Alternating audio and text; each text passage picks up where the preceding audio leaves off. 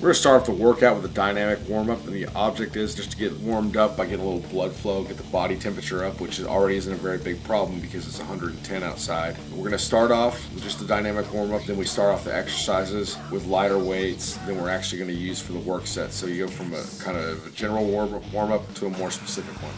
Today's workout is going to consist of incline cable pullovers, band resisted dumbbell incline press, T-bar bench press with chain resistance, weighted dips with a forward lean, band resisted dumbbell flies, cable uppercut flies, negative overload Smith machine bench presses, and finally resisted push-ups supersetted with cable pec deck.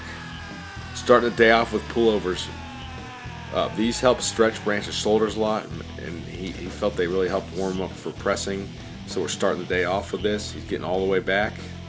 Good stretch in this case, meaning he's touching the stack that he's lifting to the weight stack at the bottom. And this is not a movement where you want to use a ton of weight. High repetitions, stretch back in a controlled manner, and squeeze at the top for optimal chest development.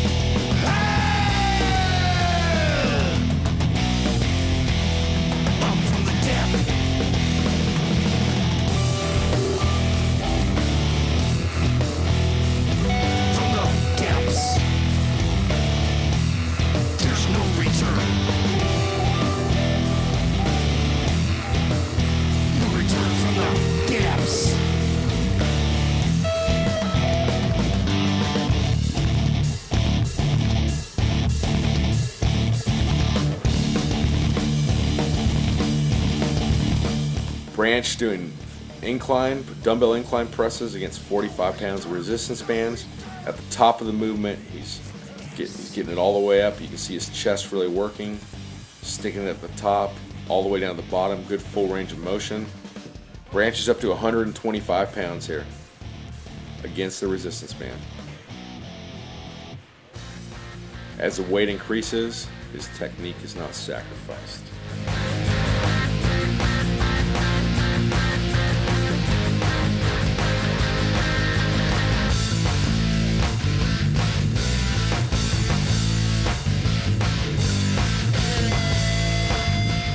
Here, Branch is going 150-pound dumbbells against resistance bands.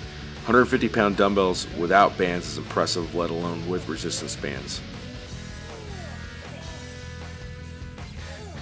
Here we're going optimal leverage drop sets. A traditional drop set, you do as many reps as you can at a certain weight. Say you're bench pressing 315 pounds, you do as many reps as you can. Then your spotter will pull a plate off each side, then you do as many reps as you can at 225. The reason you do that is you're trying to maintain intensity. So what 225 will feel like was 315 because you're totally fatigued. A different way to do that is that you can increase or increase optimal leverage, meaning we're at the steepest position on an incline. We're going to lower it 15 degrees per drop. So instead of giving Branch lighter dumbbells, we're improving his leverage by about 15 degrees each set, because it's not as hard to do a heavy weight on an incline. If the closer it is to, say, a flat bench press for most people. So he goes from the steepest position, drops it by 15 degrees, does as many reps as he can, and we drop it another 15 degrees, do as many reps as he can. So intensity is maintained by optimizing leverage, not decreasing weight. So this is a more intense way of doing drop sets than a traditional drop set.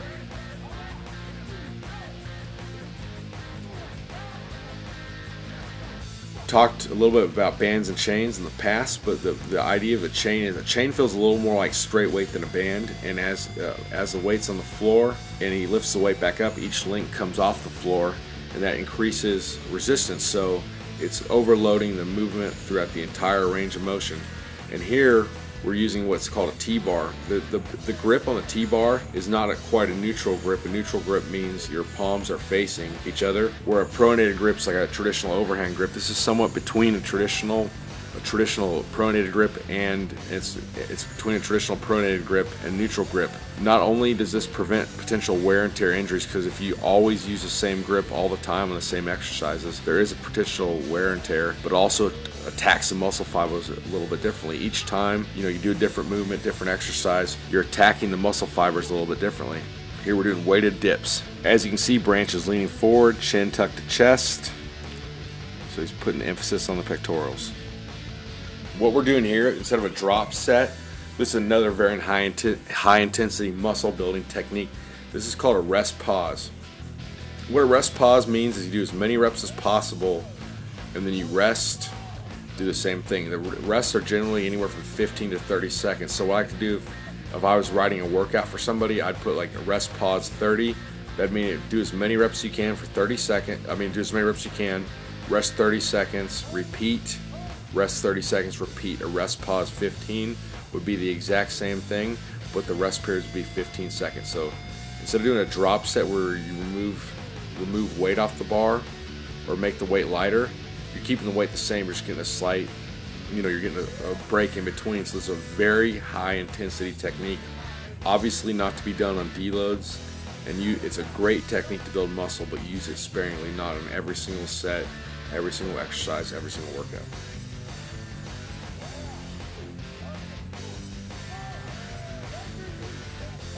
Band resisted flies. The idea here is you don't want to ever straighten your arm out. You want to keep a slight bend, and it's a giant bear hug. You do not want to turn this into any sort of extension or any sort of press. You want to keep constant tension on the pecs. Giant bear hug. At the bottom of the movement, where the shoulder and the pec are the most vulnerable, the weight is lightest because the bands aren't resisting much, if at all, or just a little bit. Where the top of the movement, band resistance is maximizing. So when you do a traditional dumbbell fly, at the bottom of the movement it's difficult in the most vulnerable position, but when you're in the strongest position it's very easy. So you can basically work the first half of the movement to kind of coast your way, put it on cruise control through the last half. What the bands do is in the easiest position of the lift, add the most resistance. So it's a very high intensity technique, really overloading every muscle fiber. Bands have actually been shown in some studies now to put not only increase strength, but add muscle mass.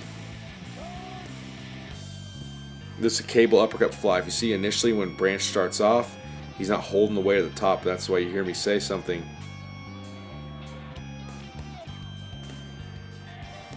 Because these are to be done in peak contraction style. You want to get that squeeze at the top.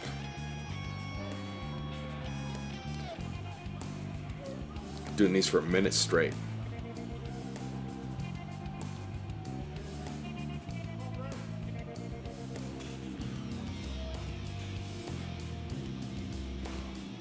Lactic acid peeks its ugly head, and he must fight through it.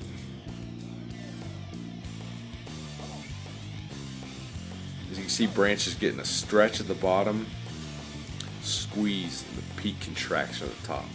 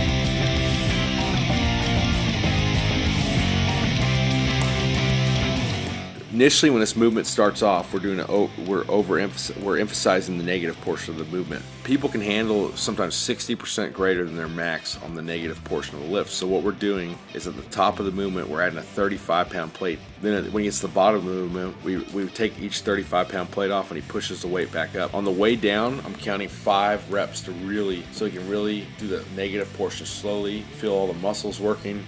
Then he pushes the weight back up forcefully. So we're going to do that as long as he can. When he can no longer keep up with the pace, when I count to 5 on the negative portion of the lift, he's going to do as many reps as he can explosively without the additional 35-pound plate on the bar. This is a huge overload. Here we're finishing off the workout with band-resisted push-ups with an additional 40-pound weighted vest.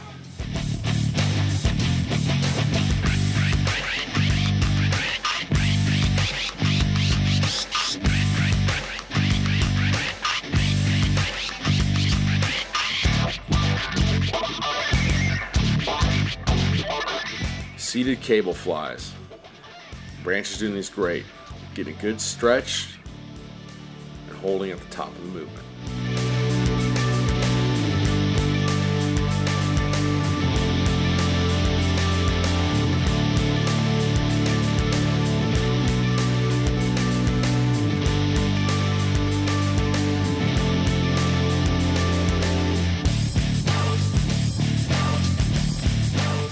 Here Branch is doing band resisted push-ups, this time without the weighted vest.